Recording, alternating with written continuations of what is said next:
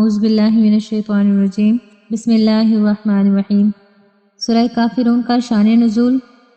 حضرت ابن عباس رضی اللہ تعالی عنہ سے روایت ہے کہ ولید بن مغیرہ، عاص بن وائل، اسود بن عبد المطلب اور امیہ بن حلف یہ مشرکین مکہ میں ہیں، اور اس دور کے بڑے کافر جو تھے وہ رسول اللہ صلی اللہ علیہ وسلم کے پاس آئے اور کہا کہ آؤ ہم آپس میں اس بات پر صلح کر لیں کہ ایک سال آپ ہمارے بتوں کی عبادت کیا کریں اور ایک سال ہم آپ کے معبود کی عبادت کریں۔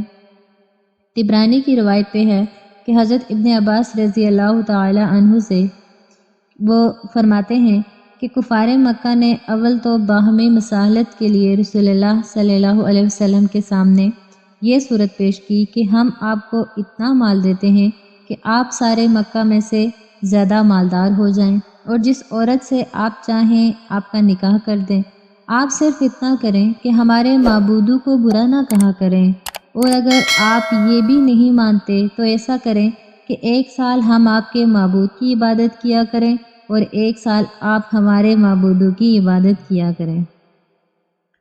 ایک اور روایت میں حضرت ابن عباس رضی اللہ تعالی عنہ سے روایت ہے، فرماتے ہیں کہ کفار مکہ نے باہمی مصالحت کے لیے یہ صورت پیش کی تھی کہ آپ ہمارے بتوں میں سے بعض کو صرف ہاتھ لگا دیں تو ہم آپ کی تصدیق کرنے لگیں گے۔ اس پر جبریل امین سورہ کافرون لے کر نازل ہوئے، جس میں کفار کے اعمال سے برات اور خالص اللہ تعالیٰ کی عبادت کا حکم ہے۔ اب شان نزول میں جو بہت ساری روایات واقعات بیان ہوئے، ان میں کوئی تضاد نہیں ہو سکتا ہے کہ یہ واقعات سبھی پیش آئیں اور اس کے جواب میں یہ صورت نازل ہوئی ہو، جس کا حاصل ایسی مصالحت سے روکنا ہے، یعنی کہ آپ صلی اللہ علیہ وسلم کو واضح طور پہ روک دیا گیا کہ کافروں کے ساتھ آپ کسی بھی طرح کا کوئی بھی کمپرومائز نہیں کر سکتے۔ اب اس صورت کی جو فضائل ہیں، اس کی جو خصوصیت ہے، وہ بھی احادیث کی روشنی میں دیکھتے ہیں۔ حضرت عائشہ صدیقہ رضی اللہ تعالی عنہا نے فرمایا کہ رسول اللہ صلی اللہ علیہ وسلم نے فرمایا ہے کہ فجر کی سنتوں میں پڑھنے کے لیے دو صورتیں بہتر ہیں، سورہ کافرون اور سورہ اخلاص۔ بہت سارے صحابہ سے منقول ہے، انہوں نے رسول اللہ صلی اللہ علیہ وسلم کو صبح کی سنتوں میں اور بعد مغرب کی سنتوں میں کثرت سے یہ دو صورتیں پڑھتے ہوئے سنا ہے۔ بعض صحابہ نے رسول اللہ صلی اللہ علیہ وسلم سے عرض کیا کہ ہمیں کوئی دعا بتا دیجئے جو ہم سونے سے پہلے پڑھا کریں۔ آپ صلی اللہ علیہ وسلم نے قل یا ایھا الکافرون پڑھنے کی تلقین فرمائی اور فرمایا کہ یہ شرک سے برات ہے۔ اور حضرت جبیر بن مطعم رضی اللہ تعالی عنہ فرماتے ہیں کہ رسول اللہ صلی اللہ علیہ وسلم نے ان سے فرمایا، کیا تم یہ چاہتے ہو کہ جب سفر میں جاؤ تو وہاں تم اپنے سب رفقا سے، یعنی کہ سب دوستوں سے زیادہ خوشحال یا بامراد رہو اور تمہارا سامان زیادہ ہو جائے؟ انہوں نے عرض کیا، یا رسول اللہ صلی اللہ علیہ وسلم، بے شک میں ایسا چاہتا ہوں۔ آپ نے فرمایا کہ آخر قرآن کی 5 صورتیں، یعنی کہ سورہ کافرون، سورہ نصر، سورہ اخلاص، سورہ فلق اور سورہ ناس پڑھا کرو، اور ہر صورت کو بسم اللہ سے شروع کرو اور بسم اللہ ہی پر ختم کرو۔ حضرت جبیر رضی اللہ فرماتے ہیں، اس وقت میرا حال یہ تھا کہ سفر میں اپنے ساتھیوں کے مقابلے میں میں بہت خستہ حال ہوتا تھا۔ جب سے رسول اللہ صلی اللہ علیہ وسلم کی اس تعلیم پر عمل کیا، میں سب سے بہتر حال میں رہنے لگا۔ اور حضرت علی رضی اللہ تعالی عنہ سے روایت ہے، ایک مرتبہ نبی کریم صلی اللہ علیہ وسلم کو بچھو نے کاٹ لیا تو آپ صلی اللہ علیہ وسلم نے پانی اور نمک منگوایا اور یہ پانی کاٹنے کی جگہ لگاتے جاتے تھے اور قل یا ایھا الکافرون، قل اعوذ برب الفلق، قل اعوذ برب الناس پڑھتے جاتے تھے۔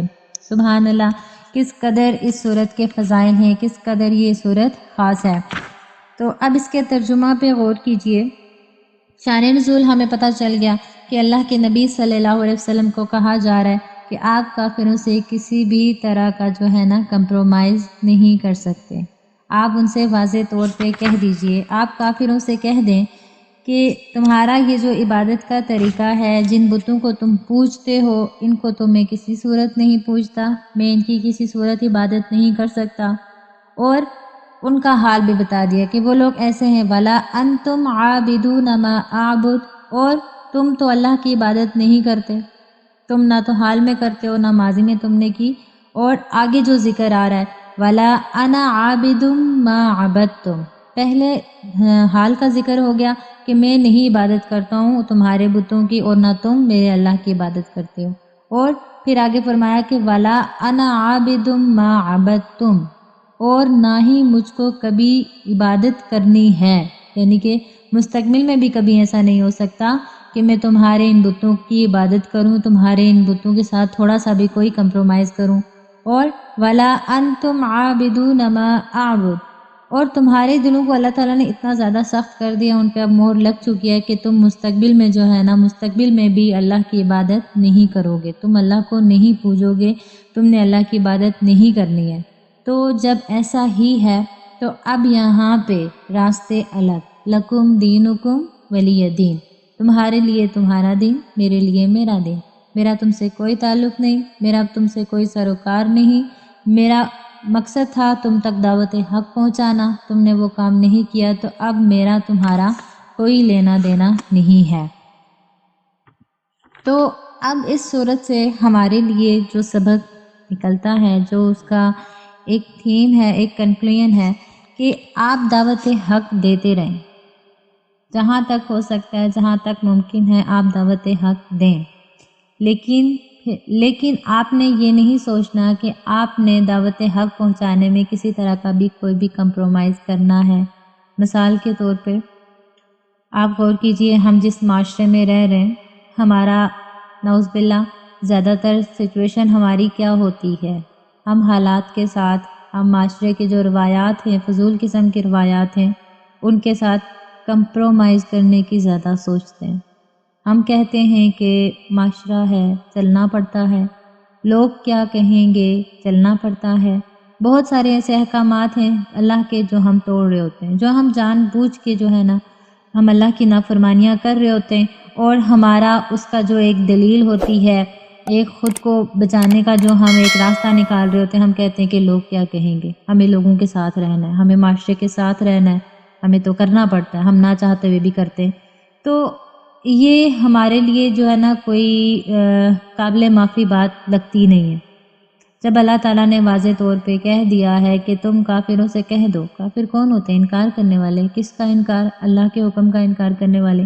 تو جہاں کہیں بھی اس طرح کا کوئی ہے، انکار کر رہا ہے اللہ کے حکم کا، تو ہم نے وہاں پہ ایسا نہیں کرنا کہ ہم انہی کی بات ماننا شروع ہو جائیں، ہم ان کے ساتھ کمپرومائزز کرنا شروع ہو جائیں، کمپرومائز کرنے پڑتے ہیں۔ نہیں، یہ والے دین کے معاملے میں کوئی کمپرومائز نہیں کرنا پڑتا۔ جہاں پہ اللہ کی نافرمانی ہو رہی ہے اس جگہ کو چھوڑ دینا ہے، جو اللہ کی نافرمانی کر رہا ہے اس سے اپنا راستہ الگ کر لینا ہے۔ تو ہم سوچیں کہ کیا ہم ایسا کرتے ہیں؟ ہمارے سامنے اللہ کی نافرمانیاں ہو رہی ہوتی ہیں، ہمارے سامنے اللہ کے حکم ٹوٹ رہے ہوتے ہیں، ہم کتنا انہیں روکنے کی کوشش کرتے ہیں؟ اللہ کے نبی صلی اللہ علیہ وسلم کی حدیث پاک کا مفہوم ہے کہ جب تم کوئی برائی ہوتے ہوئے دیکھو تو اسے ہاتھ سے روکنے کی کوشش کرو، اگر نہیں کر سکتے اسے زبان سے روکنے کی کوشش کرو، نہیں کر سکتے اتنا بھی تو اسے دل میں برا جانو، اور یہ ایمان کا کمزور ترین درجہ ہے۔ آگے اس کی قید بھی لگا دی، اگر صرف دل میں ہی برا جان رہے ہیں تو اٹس مین کہ ہم ایمان کے کمزور ترین درجے میں ہیں۔ اور معاذ اللہ کبھی ایسا بھی ہوتا ہے کہ برائی میں ہم رہ رہے ہوتے ہیں، برائیاں ہو رہی ہوتی ہیں، اللہ کی نافرمانیاں ہو رہی ہوتی ہیں، ہمیں وہ چیز بری نہیں لگ رہی ہوتی، تو معاذ اللہ خود تصور کیجئے، خود سوچئے کہ ہم تو اس کمزور ترین درجے سے بھی نیچے آ گئے۔ کمزور ترین درجے کے بعد تو کوئی درجہ ہے ہی نہیں ایمان کا، تو اس کا کیا مطلب ہوا کہ کیا ہمارے ایمان کا کوئی لیول ہی نہیں ہے؟ تو ہم نے اپنے ایمان کے لیول کو ڈیکریز نہیں کرنا، ہم نے اپنے ایمان کے لیول کو انکریز کرنا ہے، ہم نے اس کو بڑھانا ہے۔ ہم نے جہاں برائیاں ہوتے ہوئے دیکھنی ہیں انہیں روکنے کی مکمل کوشش کرنی ہے۔